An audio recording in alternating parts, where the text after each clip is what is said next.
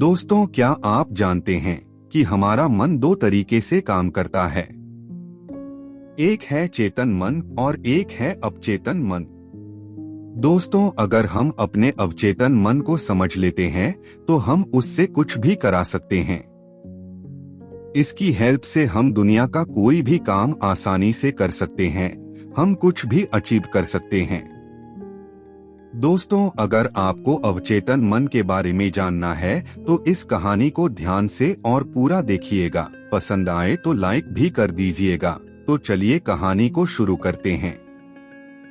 किसी समय की बात है, एक छोटे से गांव में रवि नाम का एक युवक रहता था। उसकी जिंदगी में सब कुछ ठीक था, लेकिन फिर भी उसे एक अनजान सी बेचैनी महसूस होती थी।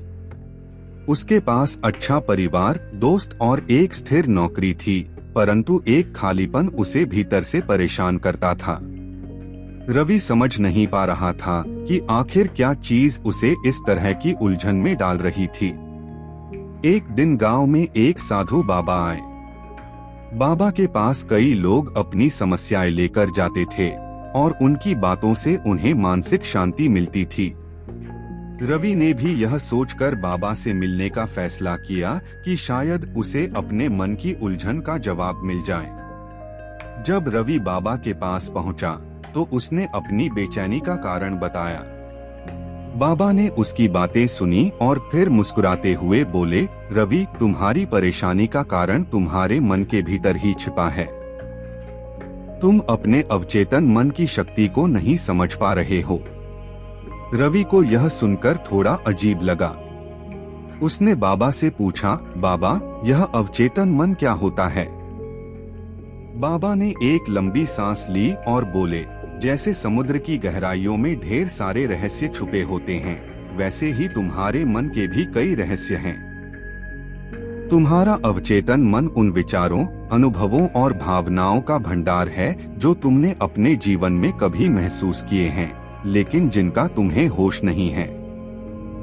ये तुम्हारी सभी इच्छाओं, आशाओं और डर का भंडार है जो तुम्हारी सोच और व्यक्तित्व को प्रभावित करता है। बाबा की बातें सुनकर रवि की जिज्ञासा बढ़ गई। उसने पूछा, तो क्या इसका मतलब है कि मेरी जिंदगी में जो भी परेशानियां हैं, वे सब मेरे अवचेतन मन से जुड़ी हैं? बाबा ने सिर हिलाते हुए कहा, बिल्कुल। तुम्हारे अवचेतन मन में छिपे अनुभव और विचार ही तुम्हारी वास्तविकता को नियंत्रित करते हैं।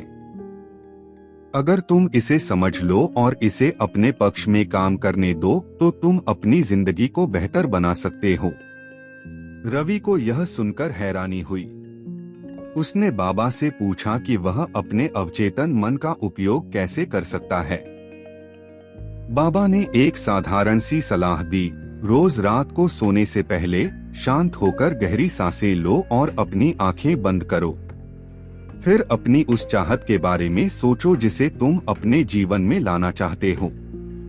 अपने अवचेतन मन को यह निर्देश दो कि वह उस इच्छा को पूरा करने में तुम्हारी मदद करे।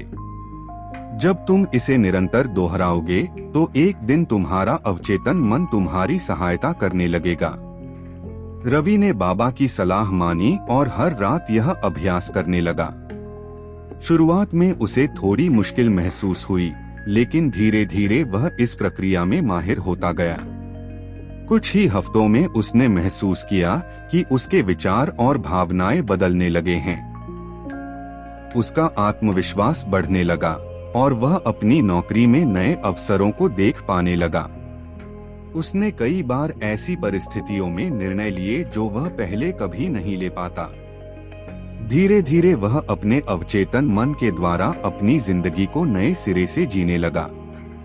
समय के साथ उसकी बेचैनी गायब हो गई और उसकी जिंदगी में एक नई ऊर्जा आ गई। उसे अब लगने लगा कि उसका मन पहले से अधिक सशक्त और साफ है। उसके दोस्त और परिवार वाले भी उसके इस बदलाव को देखकर हैरान थे। रवि ने अब समझ लिया था कि अवचेतन मन की शक्ति को समझने और उसका सही उपयोग करने से किसी भी इंसान की जिंदगी में बड़े बदलाव लाए जा सकते हैं। वह अब दूसरों की मदद करने के लिए प्रेरित था और अपने गांव के लोगों को भी अवचेतन मन की शक्ति के बारे में बताने लगा। इस तरह अवचेतन मन की शक्ति का एहसास होने के बाद रवि ने अपनी जिंदगी की दिशा ही बदल दी।